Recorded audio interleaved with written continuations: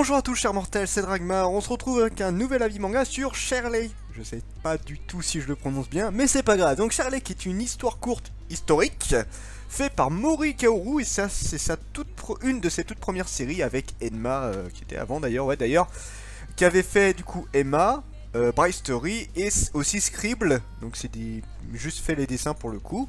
Alors qu'est-ce que c'est Shirley? L'histoire de Shirley, alors c'est un petit peu particulier parce qu'en fait on a une grosse partie de l'histoire qui fait genre 70% du tome, et après on a plein de mini-histoires, donc pour l'instant je vais surtout parler de l'histoire la plus imposante en soi.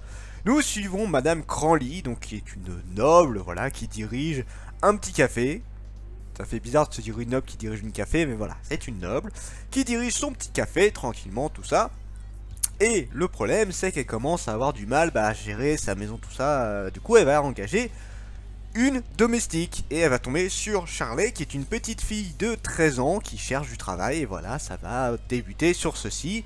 Shirley est extrêmement douée pour la cuisine, pour le ménage. Voilà, c'est la domestique parfaite, très discrète, tout ça. Enfin, tu sens qu'elle en a un petit peu bavé.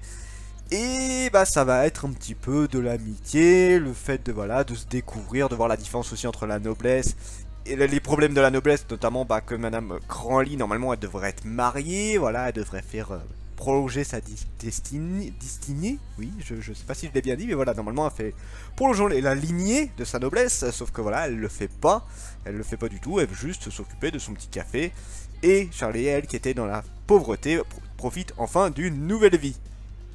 Et j'ai quasiment tout raconté.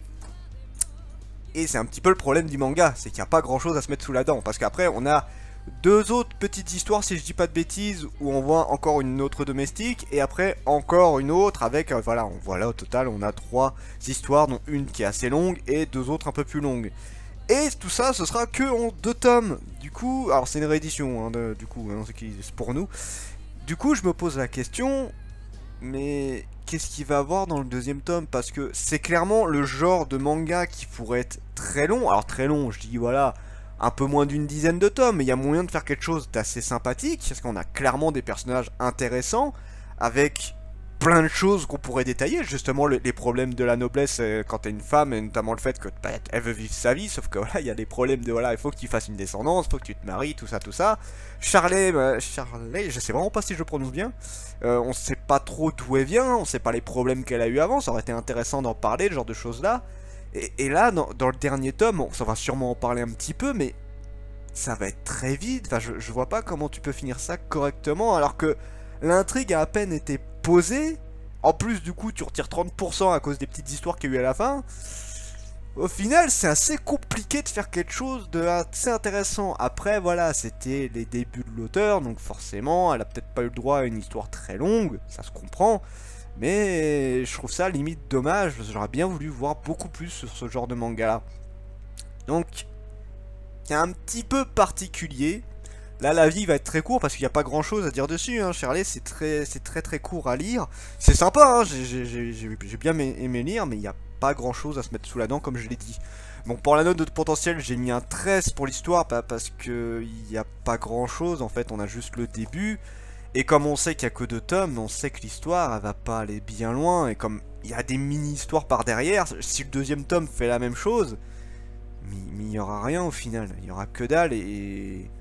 Bah, l'histoire de base elle est intéressante, mais il n'y a rien de plus. C'est très dommage, c'est vraiment très dommage.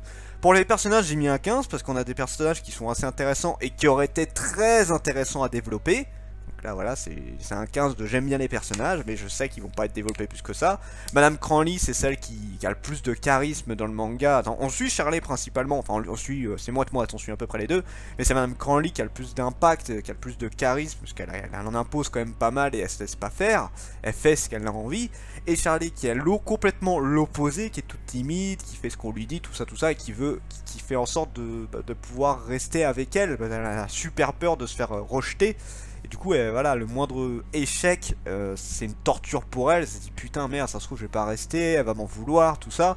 C'est des personnages qui sont vachement intéressants. Et j'ai encore plus de regrets, du coup, de me dire que putain, on va pas aller voir se développer tant que ça. Pour le dessin, j'ai mis un 12.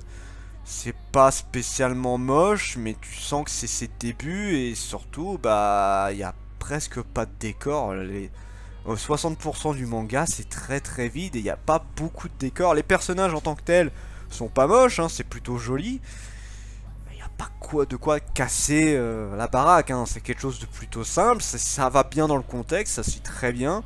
Mais voilà, les décors sont extrêmement vides et dans un contexte de noblesse comme ça, il y avait moyen de faire quelque chose d'assez joli, ne serait-ce que sur les paysages de l'époque, tout ça.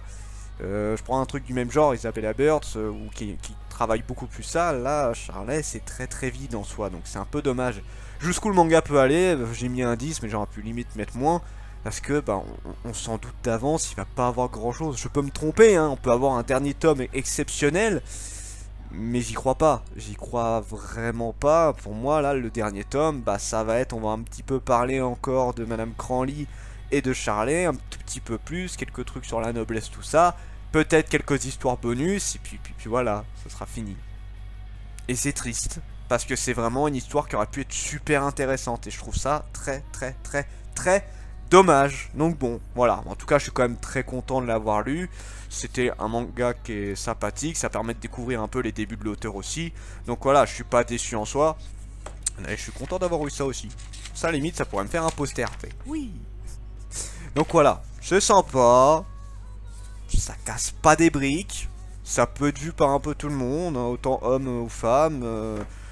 Alors ils disent historique, oui c'est historique, c'est un peu, genre limite tranche de vie, hein, vu le contexte. Voilà, ça peut être vu par un peu tout le monde, faut chercher juste un manga un petit peu peinard. Voilà, si vous cherchez un manga peinard, effectivement c'est sympa. Mais vous attendez pas une aventure de malade, je pense pas que le manga va se développer à ce point là. Et sur ce, c'était Dragmar et je vous dis à la prochaine, chers mortels.